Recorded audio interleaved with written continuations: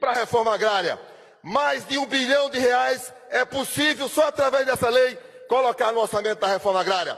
Portanto, a reforma agrária está viva. E a bancada da bala no Congresso Nacional, vocês sabem que é forte.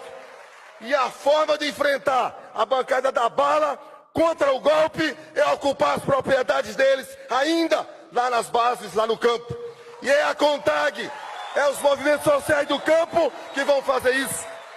E ontem dizíamos na passeata, vamos ocupar os gabinetes, mas também as fazendas deles. Porque se eles são capazes de incomodar o ministro do Supremo Tribunal Federal, nós vamos incomodar também as casas, as fazendas e as propriedades deles. Vai ter reforma agrária, vai ter luta e não vai ter golpe. Viva os trabalhadores!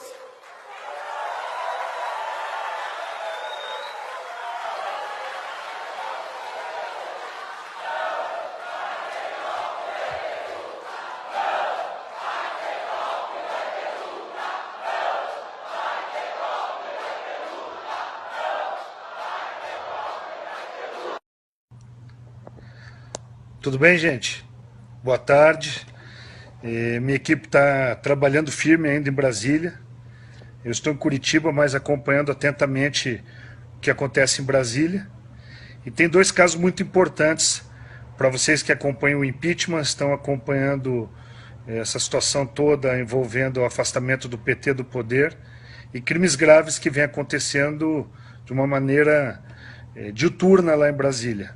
O primeiro caso, nós vamos entrar com uma representação criminal na segunda-feira, na Procuradoria-Geral da República, apoiando também o senador Ronaldo Caiado, que já o fez também, contra a CONTAG e contra o MST, que é um braço da CONTAG, um braço armado do PT, que ameaçaram todos os brasileiros, e pior, na frente da presidente Dilma Rousseff, evento no Palácio do Planalto, ou seja, um circo armado com o nosso dinheiro, dinheiro público, os nossos impostos, em que ele ameaça a invasão de terras, invasão de gabinetes, escritórios, uma coisa sem tamanho de uma presidente da República que prevaricou, se omitiu e cometeu crime de responsabilidade novamente. Assistir uma ameaça contra milhões de brasileiros, contra representantes dos estados, e dizer que se tiver impeachment, a CONTAG, que é o braço do MST também, que eles vão invadir, destruir, botar fogo. Já está acontecendo isso há muito tempo, só que isso é uma ameaça direta na presença da presidente da República dentro do Palácio do Planalto. Qualquer país decente no mundo botava uma presidente dessa para correr. Não é à toa que no site da Fortune ela é disparadamente eleita a pior líder mundial. Então nós vamos na segunda-feira fazer uma representação criminal ao Procurador-Geral da República pedindo uma apuração enérgica contra o diretor da CONTAG, que é o MST disfarçado de sindicato, que ameaçou todos os brasileiros e todos nós ficamos indignados e não podemos aceitar na presença da presidente da República. Para mim é outro crime de responsabilidade, deixar a subversão da ordem pública, a subversão do Estado democrático, que ela, como presidente, deveria preservar. O segundo, a última fase da Operação Lava Jato, caso gravíssimo, em que os indícios agora se tornam provas concretas. E nós vamos também, na segunda-feira, apresentar ao juiz Sérgio Moro uma representação criminal pedindo compartilhamento das provas obtidas na Lava Jato com o Ministério Público Federal e Estadual de São Paulo, para reabrir o inquérito da execução do prefeito Celso Daniel. O prefeito que provavelmente ia denunciar, naquela época, lá atrás, casos de corrupção escabrosos no ABC, envolvendo Lula, envolvendo o PT, e que acabou executado. E eu tenho certeza, pelas entrevistas da Força Tarefa da Lava Jato, que envolvem Polícia Federal, Ministério Público Federal, a Receita Federal, apoiados pelo juiz Sérgio Moro, que os indícios viraram provas. E nós temos agora sujeira saindo debaixo do tapete. Com certeza, as provas que demonstram que dinheiro, através de uma grande construtora, foram pagos para calar a boca de alguém que vinha chantageando o PT com informações sobre essa execução desse prefeito que queria se livrar das garras da corrupção, são importantíssimas e vão ajudar a trazer à luz esses casos de corrupção. Então fica essas duas informações para vocês ajudarem a multiplicar, porque nós somos poucos na oposição, mas vocês são milhões e nós não podemos deixar meia dúzia de pão com mortadela, os carguinhos de confiança do PT que estão no governo e o pessoal de CUT e MST que ganham para isso, parecer que são a maioria. Nós, só poucos da oposição, contamos com os milhões de brasileiros. Nós vamos, então, criminal no diretor da CONTAG, braço do MST, por ameaçar os brasileiros, e pedir para o Sérgio Moro compartilhar as provas da Lava Jato com o Ministério Público Federal de São Paulo e estadual para reabrirem a investigação em relação à morte do petista Celso Daniel. Um abraço, estamos juntos. Tenho certeza que nos próximos dias nós vamos ter boas notícias. Não podemos abaixar a cabeça. O presidente Dilma não vai comprar todos os... Agora, o caso do MST é preciso ter muito cuidado, porque o MST recebeu aquilo que se chama de carta de corso. Caso vocês não lembrem, há uma diferença técnica entre um pirata e um corsário. O pirata é um sujeito que um pirata é uma espécie de ONG. O sujeito pega um barco, pega um grupo de malfeitores e sai pelos 7 mares a abordar navios cargueiros, mercantes e roubar-lhes a carga.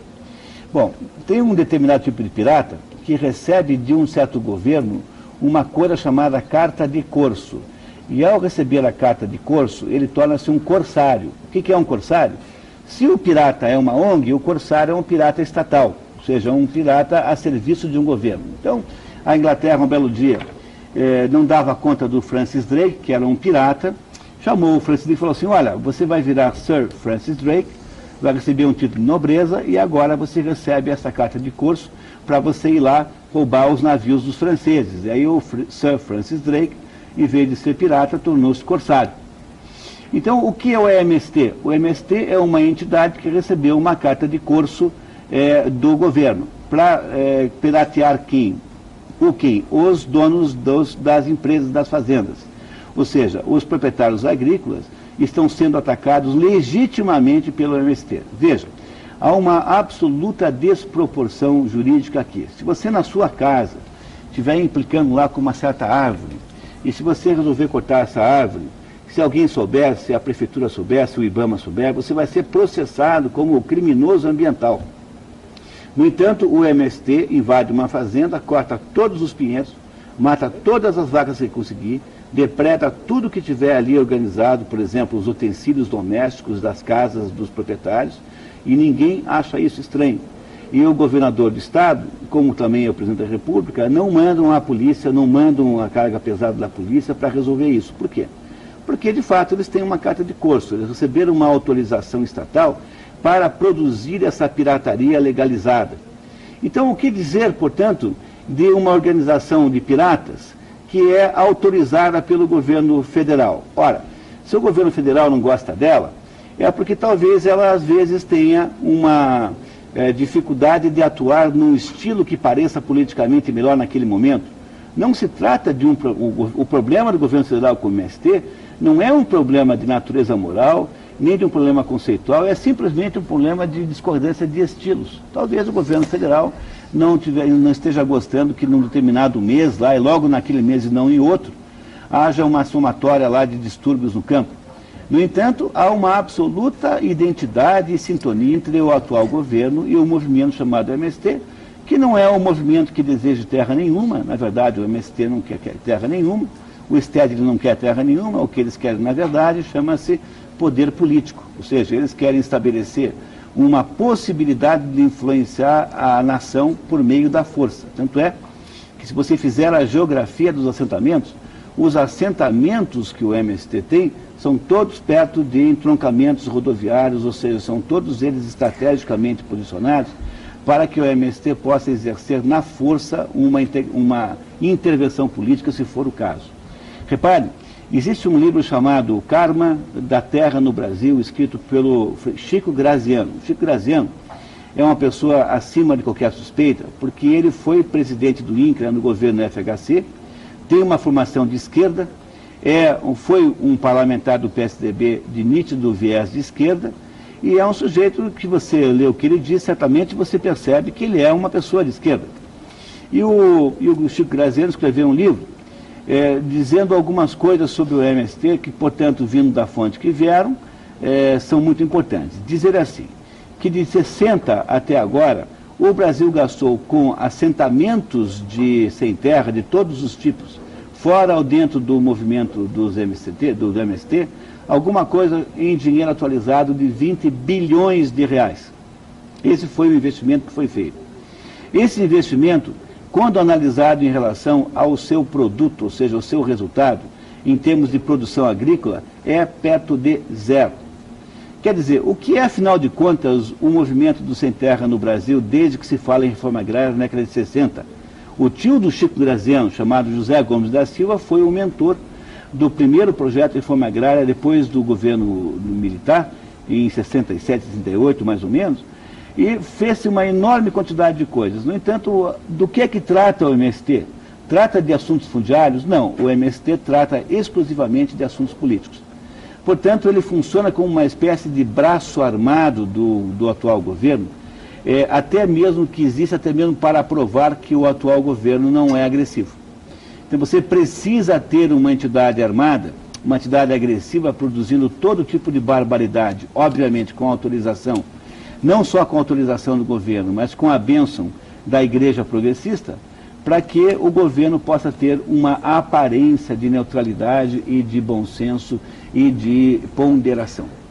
Então, as promessas que o MST recebe do Lula são todas promessas que têm que ser analisadas no fundo, por um quadro de referências maior do que você está fazendo. Quer dizer, eles têm lá uma agenda que é absolutamente idêntica, é a mesma, e eles têm, então, divergências ocasionais para não dar muito na vista e não parecer que o MST, na verdade, é uma espécie de ministério armado do atual governo, o que de fato é, com a contribuição de muitos governadores do Estado, do seu Jaime Lerner e do seu Roberto Requião. Ambos se recusaram a botar ordem no campo do Paraná. Não é só o Requião, o Jaime Lerner também se recusou. E o Marco Antônio de Almirante Tamandaré, ele diz: a política de se criar mais pobres, ou seja, retirando dinheiro dos que empregam e produzem através dos impostos, para depois criar esse assistencialismo humilhante, não é arriscado a médio prazo para o próprio governo? Mas justamente o contrário, é a única política boa. Para você poder tirar mais dinheiro dos que tem, você tem que aparecer com mais problemas. Porque se todas as pessoas estivessem muito bem, estivessem muito felizes e muito prósperas, como é que você ia justificar o aumento da carga tributária? Então, você precisa gerar o problema para depois aparecer voluntariamente com uma solução. O governo é uma